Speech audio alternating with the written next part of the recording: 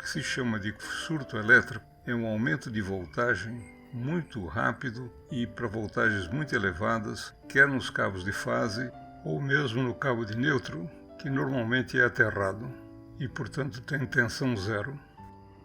A energia fornecida pela EDP chega para a gente em 4 cabos. 3 são fases e 1 é um neutro. Cada uma das fases oscila entre mais 127 volts e menos 127 volts com relação ao neutro 60 vezes por segundo. Como se vê nesse gráfico, cada uma das fases está defasada com relação à outra de 120 graus, de modo que nunca todas estão atingindo o pico ao mesmo tempo. Desse modo, a tensão entre cada uma das fases é sempre, em média, de 220 volts e entre cada fase e o neutro é de 127 volts. Os cabos que trazem energia da EDP para cada uma das instalações são sempre, evidentemente, isolados um do outro. Apesar de às vezes eles serem desencapados, eles são sempre separados uns dos outros. Então, como é possível ocorrer variação de voltagem nessa entrega de energia? Isso sempre ocorre por algum acidente. Por exemplo, quando há muito vento, é possível que um cabo consiga encostar no outro se ele estiver desencapado, e aí a tensão pode subir muito entre um e outro.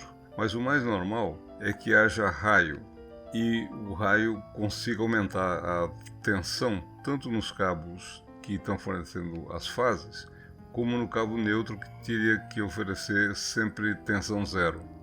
O mais comum é que esse surto ocorra no cabo de neutro, que, ao chegar na instalação, vem sendo enterrado a cada 100 ou 150 metros para garantir que ele esteja sempre com a menor tensão possível, ou seja, zero. O que acontece é que quando cai um raio, por exemplo, numa árvore, ele aumenta em torno da árvore cerca de 3 a 5 metros, a tensão nesse local que devia ser zero passa para uns 20 mil volts, ou da ordem de 20 mil volts.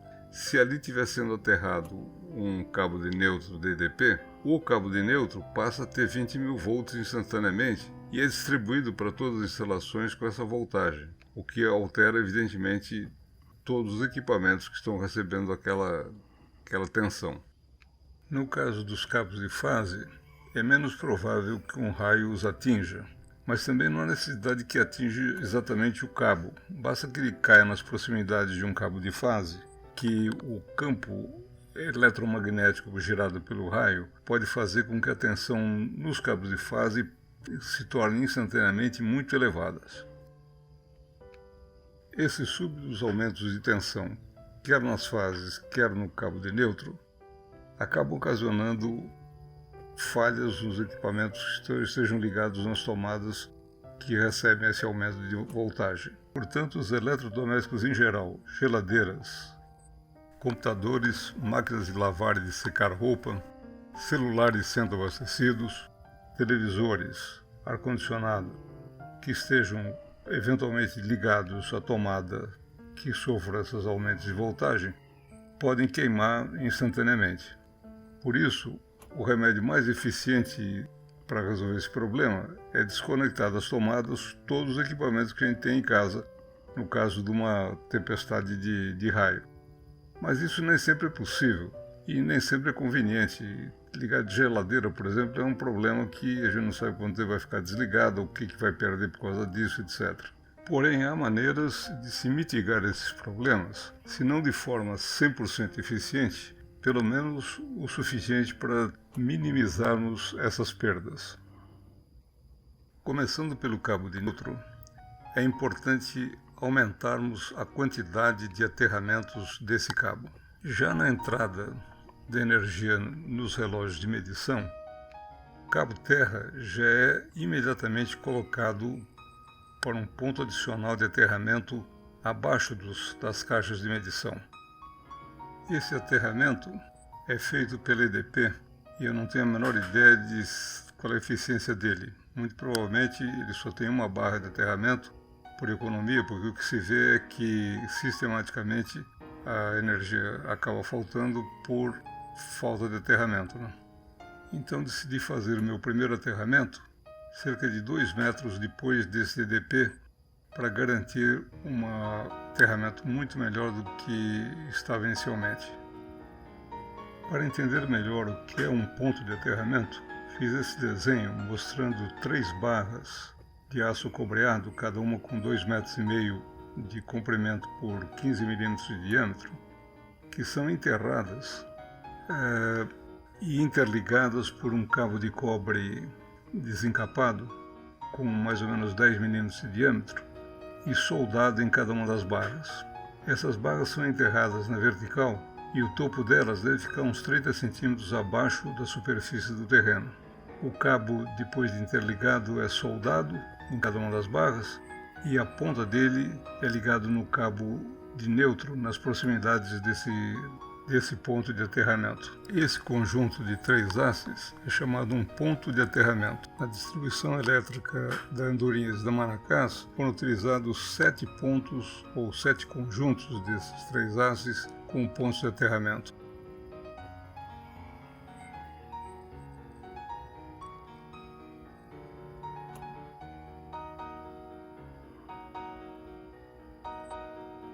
A seguir pode-se ver em 7 fotos os respectivos pontos de aterramento, tanto da Andorinhas quanto da Manacás.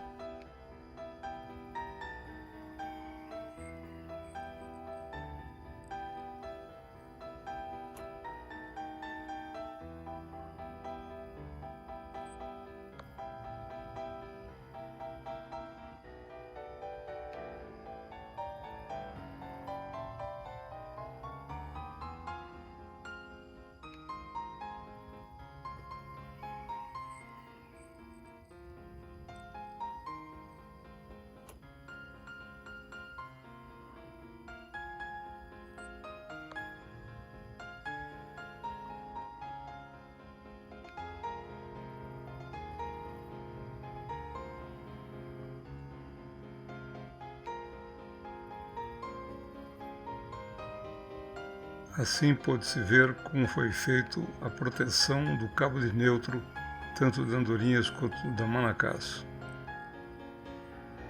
Agora vamos ver o que fazer para proteger os cabos de fase. Para isso, vamos usar dispositivos de proteção contra surtos, que o que fazem é ligar qualquer uma das fases que passe de um máximo de tensão à terra, como no caso do aterramento convencional do cabo de neutro, né? Só que evidentemente não se pode fazer isso o tempo todo. Só se vai ligar uma das fases ou todas elas à terra caso a tensão nelas suba a níveis anormais.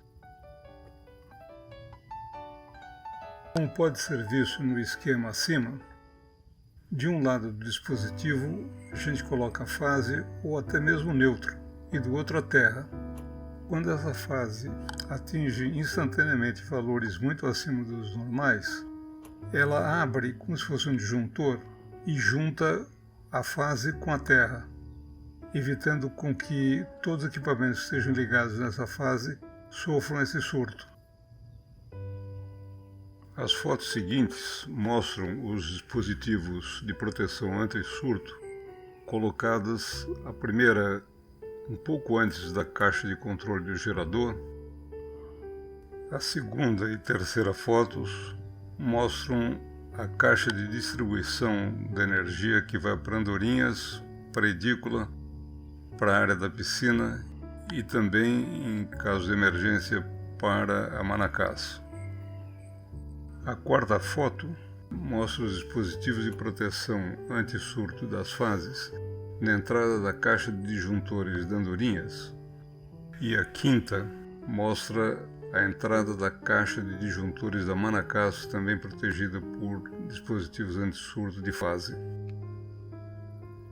Apesar de se ter a impressão de que esse aumento da quantidade de aterramentos também propicia uma probabilidade maior de raios cair nas proximidades desses aterramentos e, portanto, piorarem o problema do surto, na realidade o que acontece é que, com o aumento do aterramento, mesmo que um raio caia próximo de um deles ou em cima de um deles, os outros também servem para dissipar essa energia mais rapidamente.